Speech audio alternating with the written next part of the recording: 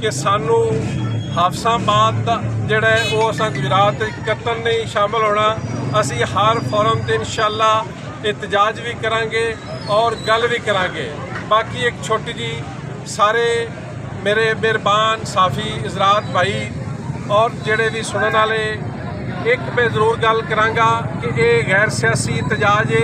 इहदे च असां अज अपने हर फिरका तबके नूं असां दावत दी है, हर किसी नूं कहा कि मेहरबानी करके इस एहतजाज शामिल होण और अल्लाह के फजल नाल हर किस्म के लोग पूरे कालेकी दे हर गाँव तो लोग आए ने।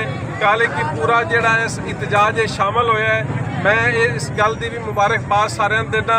और दूसरा मैं एक अपने छोटा जिहा मैं क्योंकि अज ये गैर सियासी एहतजाज है, मैं अपने लीडर साहबान जिहड़े साडे डिस्ट्रिक्ट को लीड करते पे ने, मोहतरम हाफिज़ सराफ ताड़ साहब और चौधरी मेहंदी हसन पट्टी साहब, उन्होंने अज सानू मोहतरम सहरा साहब ने हुक्म दिता सी, असी उन्होंने हुक्म के मुताबिक एहतजाज पे करते हैं। चौधरी साहब को मैं एक ही पैगाम देना कि चौधरी साहब तुहानू एहतजाज की जरूरत नहीं सी पाउणी चाहिए।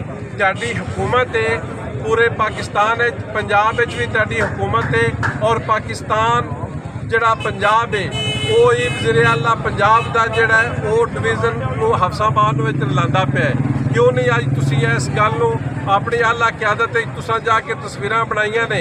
क्या सानू इस गल का असीं काले क्या भी डिमांड करते हैं कि तुहानू की यकीन दहानी कराई गई है कि असीं इनू ये हाफसाबाद नूं गुजरात डिवीज़न शामिल नहीं किया जाएगा?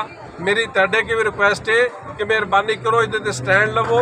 ये निरा असी तो अपोजिशन वाले हाँ, साडा तो हक बनता असी एहतजाज करिए। तुसी मेहरबानी करो, अल्लाह ताला ने तुहानू इज्जत दी है, हिम्मत दी है, अज ताकत दी है।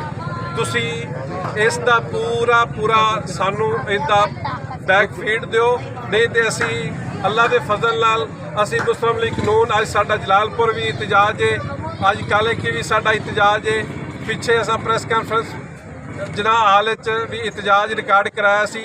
असी हर हद तिकन जावांगे, बेशक साडे नाल पोजीशन वाले गौरमेंट पार्टी वाले होण या ना होण। असी कालेकी दी आवाम अज अपना जिहड़ा साडा डिवीज़न गुजरात बने उहदे सानू हाफसाबाद नूं शामिल किया गया है। असां अज दा एहतजाज इस वास्ते अपना रिकॉर्ड करांदे पे कि सानू डिवीज़न गुजरात नाल सानू कोई इतराज़ नहीं, वो बेशक गुजरात डिवीज़न नूं बनाण, लेकिन साडा एहतजाज इस वास्ते कि साडा हाफसाबाद जिहड़ा है वो गुजरात डिवीज़न नाल नार लाया जाए बराए मेहरबानी करके। क्योंकि साडा वसेब साडा लैंड दे रिश्तेदारियां सारियां गुजरात नाल ने। असी पिछले 20 साल तो साडा डिवीज़न गुजरात वाला है।